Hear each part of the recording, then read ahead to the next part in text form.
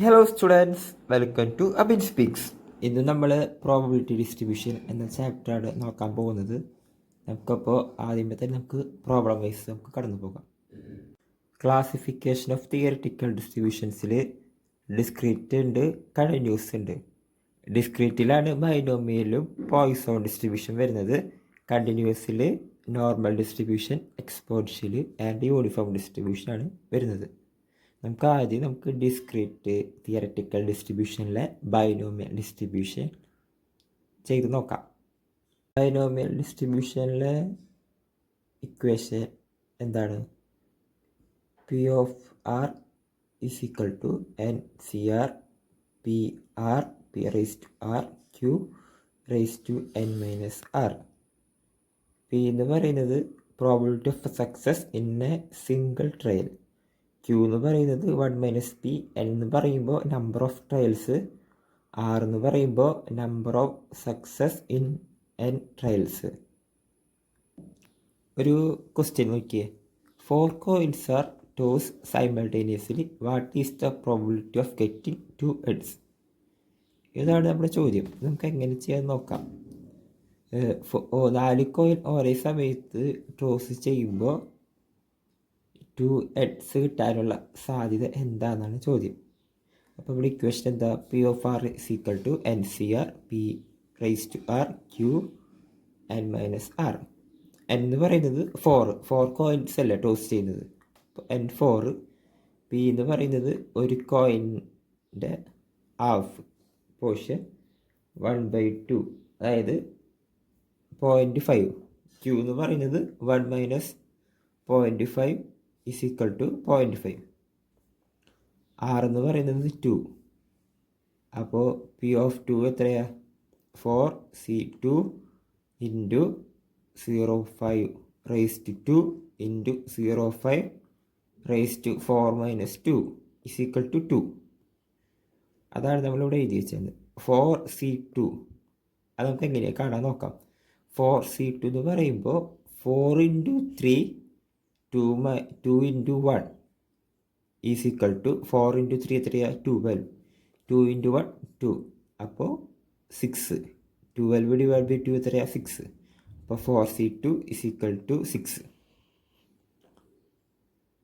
അപ്പോൾ നമുക്ക് 6 × 0.5 raise to 2 into 0.5 raise to 2 നമുക്ക് ചെയ്യുമ്പോൾ കിട്ടുന്ന ആൻസർ 0.375 ആണ്.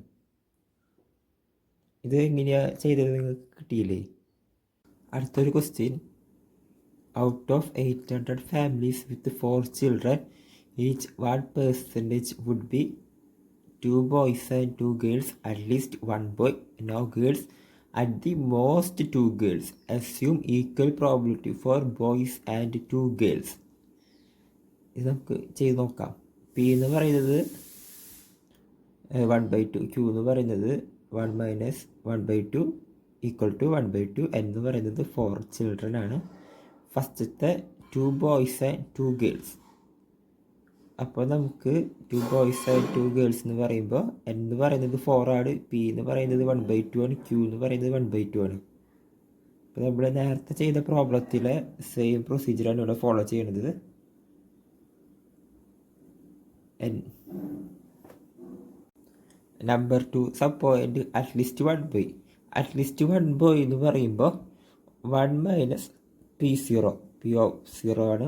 p0 എന്ന് പറയുന്നത് 4c0 into 0.5 raise to 0 into 0.5 raise to 4 - 0 equal to 4. 4c0 അതായത് 1 ആണ് പറയുന്നത്. 0.5 റേസ് ടു 0 എന്ന് പറയുമ്പോൾ 1 ആണ്. 0.5 റേസ് ടു 4 എന്ന് പറയുമ്പോൾ 0.0625 ആണ്.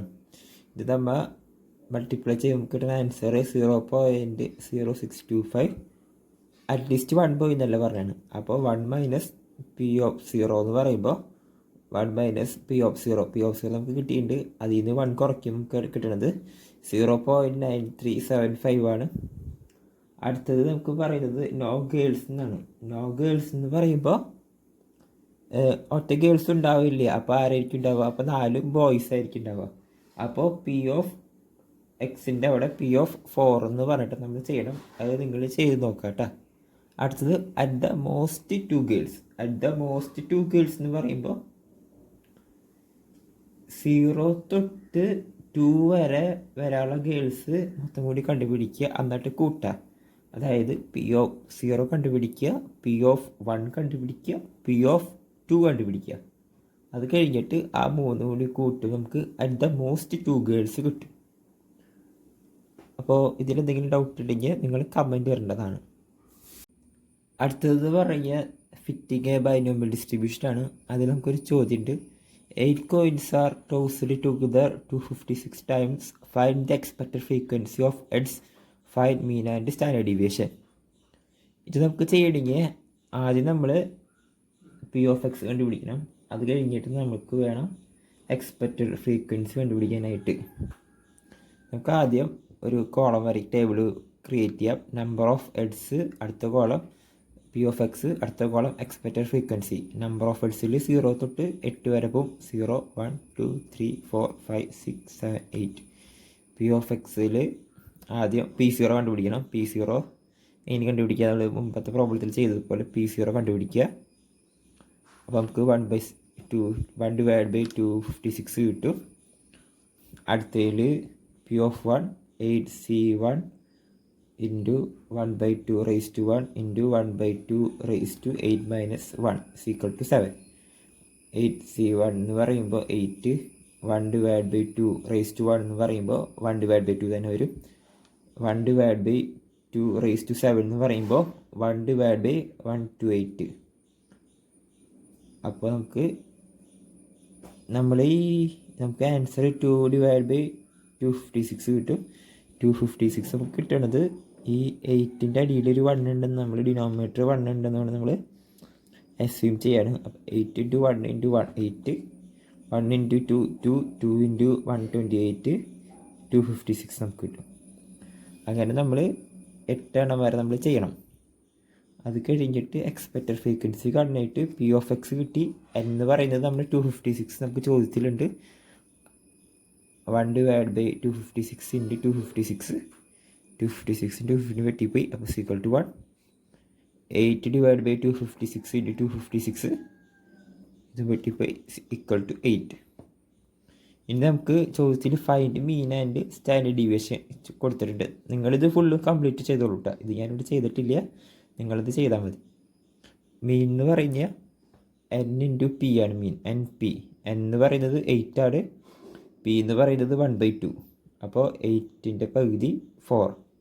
മീൻ നമുക്ക് 4 കിട്ടി. സ്റ്റാൻഡേർഡ് ഡീവിയേഷൻ എന്ന് പറയുമ്പോൾ √N × P × Q. N എന്ന് പറയുന്നത് 8, P എന്ന് പറയുന്നത് 1/2, × Q എന്ന് പറയുന്നത് 1/2. Q 1/2 കിട്ടിയേ 1 - 1/2 = 1/2. അപ്പോൾ √2T, 2ൻ്റെ റൂട്ട് 1.414. അതാണ് നമ്മുടെ ആൻസർ. അപ്പോൾ നമുക്ക് ഫിറ്റിംഗ് ബൈനോമിയൽ ഡിസ്ട്രിബ്യൂഷൻ നമുക്ക് ഇത്രയേ ഉള്ളൂ.